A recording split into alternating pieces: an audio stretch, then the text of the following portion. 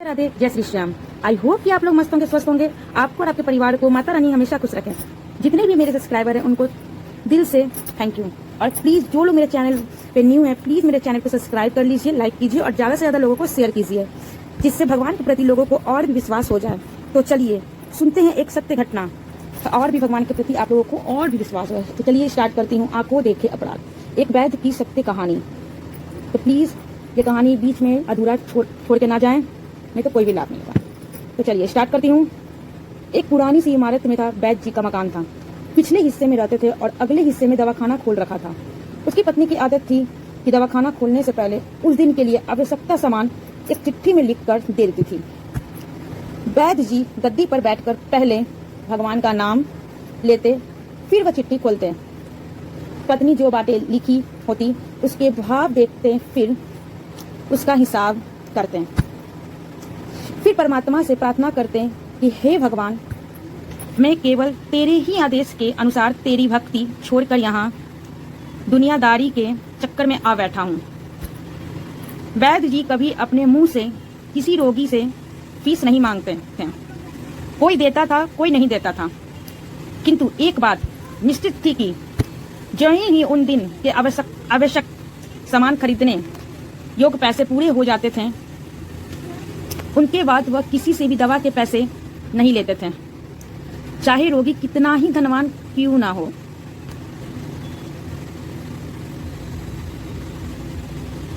एक दिन वैद्य जी ने दवाखाना खोला, गद्दी पर बैठकर परमात्मा का सिमरन करने, पैसे का हिसाब लगाने के लिए आवश्यक सामान वाली चिट्ठी खोली तो वह चिट्ठी को एकटक देखते ही रह गए। एक बात तो उनका मन भटक गया। उसने अपनी आंखों के सामने तारे चमकते हुए नजर आए, किंतु शीघ्र ही उन्होंने अपनी तंत्रिकाओं पर नियंत्रण पा लिया।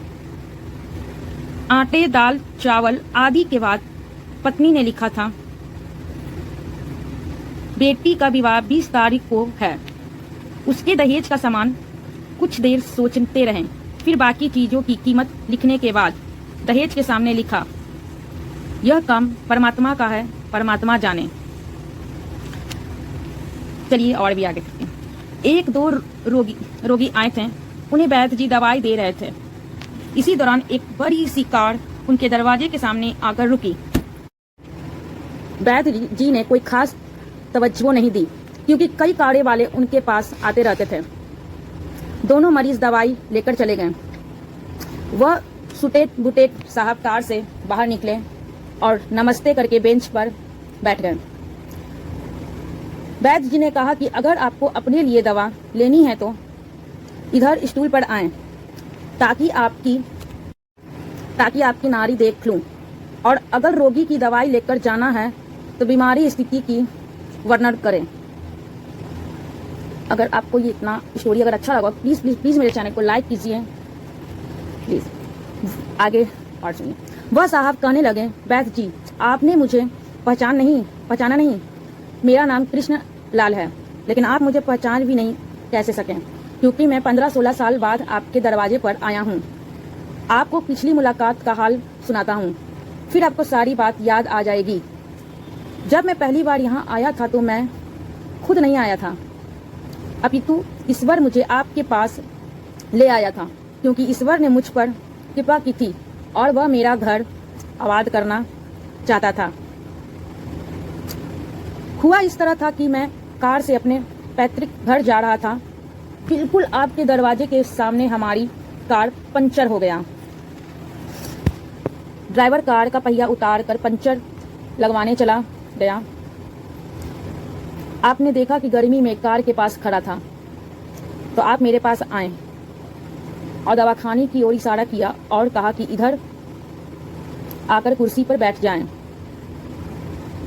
अंधा क्या चाहे, 2 आंखें, और कुर्सी पर आकर बैठ गए।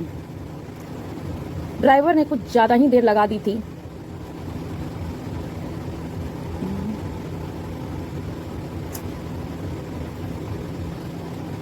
तभी एक छोटी सी बच्ची भी यहाँ आपके मेज के पास खड़ी थी और बार बार कह रही थी कि चलो ना बाबा, मुझे भूख लगी है। आप उससे कह रहे थे कि बेटी थोड़ा धीरज धरो, चलते हैं। मैं यह सोचकर कि इतनी देर से आपके पास बैठा था और मेरे ही कारण आप खाना खाने भी नहीं जा रहे थे। मुझे कोई दवाई खरीद लेनी चाहिए ताकि आप मेरे बैठने का भार महसूस ना करें। मैंने कहा, बैथ जी, मैं पिछले 5-6 साल से इंग्लैंड में रहकर कारोबार कर रहा हूँ। इंग्लैंड जाने से पहले मेरी शादी हो गई थी, लेकिन अब तक बच्चे के सुख से वंचित हूँ। यहाँ भी इलाज कराया और वहाँ इंग्लैंड में भी, लेकिन किस्मत ने निराशा के सिवा और कुछ नहीं दिया।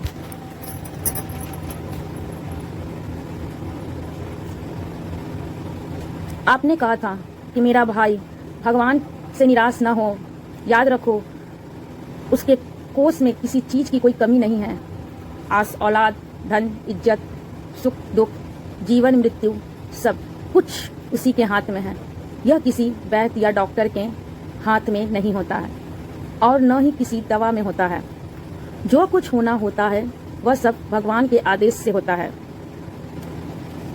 औलाद देनी है तो उसी ने देनी है।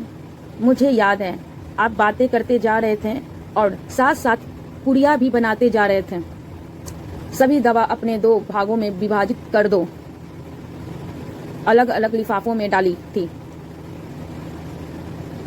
और फिर मुझसे पूछकर आपने एक लिफाफे पर मेरा और दूसरे पर मेरी पत्नी का नाम लिखकर दवा उपयोग करने का तरीका बताया था।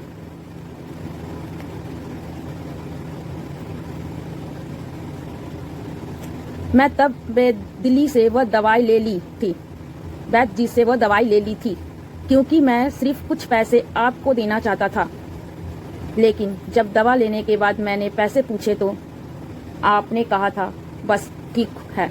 मैंने जोर डाला तो आपने कहा कि आज का खाता बंद हो गया है। मैंने कहा, मुझे आपकी बात समझ नहीं आई। इसी दौरान वहाँ एक और आदमी आया। उसने हमारी चर्चा सुनकर मुझे बताया कि खाता बंद होने का मतलब यह है कि आज के घरेलू खर्च के लिए जितनी राशि वैद्य जी ने भगवान से मांगी थी वह ईश्वर ने उन्हें दे दी है। अधिक पैसे वे नहीं लेते हैं। अभी तक आपको यहाँ तक कहानी कैसी लगी? और भी आगे हैं तो प्लीज कंटिन्यू रहिए, प्लीज बीच में छोड़ के नहीं जाइए, पूरा सुनिए, तभी और भी विश्वास होगा आप लोगों को भक्ति के प्रति। तो चलिए सुनिए। मैं कुछ हैरान हुआ और कुछ दिल में लज्जित भी कि मेरे विचार कितने निम्न थे और यह सरलचित वैद्य कितना महान है। मैंने जब घर जाकर पत्नी को औषधि दिखाई और सारी बात बताई तो उसने मुंह से निकला, वो इंसान नहीं कोई देवता है और उसकी दी हुई दवा ही हमारे मन की मुराद पूरी करने का कारण बनेगी। आज मेरे घर में 2 फूल खिले हैं। हम दोनों पति पत्नी हर समय आपके लिए प्रार्थना करते रहते थे। इतने साल तक कारोबार ने से फुर्सत ही न दी कि स्वयं आकर आपसे धन्यवाद के 2 शब्द ही कह जाता। इतने वर्षों बाद आज भारत आया हूँ और कार केवल यही रोकी है।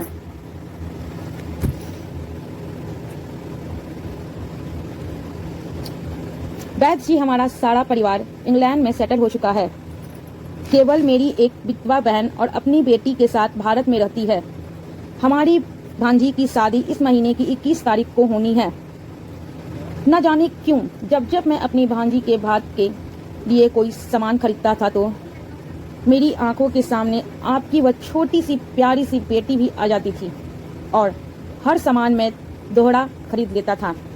मैं आपके विचारों को जानता था कि संभवतः आप वह सामान न लें, किंतु मुझे लगता था कि मेरी अपनी सगी भांजी के साथ जो चेहरा मुझे बार बार दिख रहा है वह भी मेरी भांजी ही है।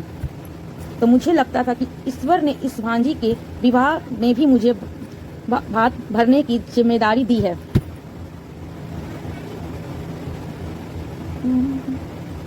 वैद्य जी की आंखें आश्चर्य से खुली रह गई और बहुत धीमी सी आवाज में बोले, कृष्णलाल जी, आप जो कुछ कह रहे हैं मुझे समझ नहीं आ रहा है।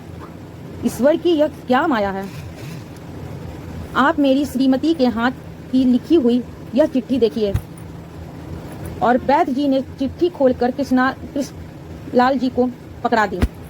वहां उपस्थित सभी यह देखकर हैरान रह गए कि दहेज का सामान के सामने लिखा हुआ था, यह काम परमात्मा का है, परमात्मा जाने।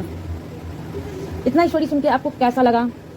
और भी आगे स्टोरी है, यहाँ तक सुनने के बाद भगवान के प्रति और भी विश्वास होने लगा है। चलिए तो स्टोरी को आगे करती हूँ।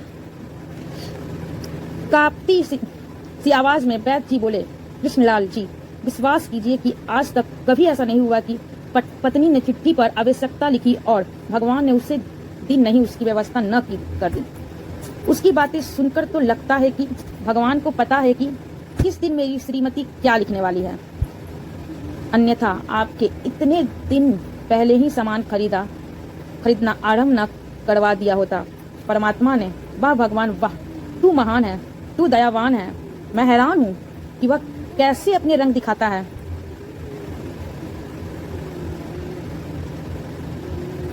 आगे और भी सुनिए।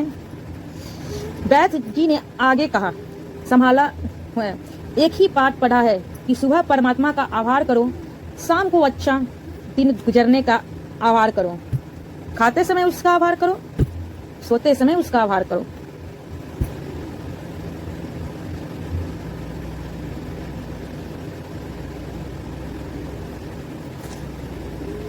अगर आप लोग को ये स्टोरी अच्छी लगी तो प्लीज प्लीज प्लीज मेरे चैनल को लाइक कीजिए और ज्यादा से ज्यादा लोगों को शेयर कीजिए कि भगवान के प्रति और भी लोगों का विश्वास है जो अटूट हो जाए। तो प्लीज जो लोग मेरे चैनल पे हैं, प्लीज मेरे चैनल को सपोर्ट कीजिए और कि मैं और भी अच्छे अच्छे वीडियो आप लोग को ला सकूं। बाय बाय, मिलती हूँ अगली स्टोरी में।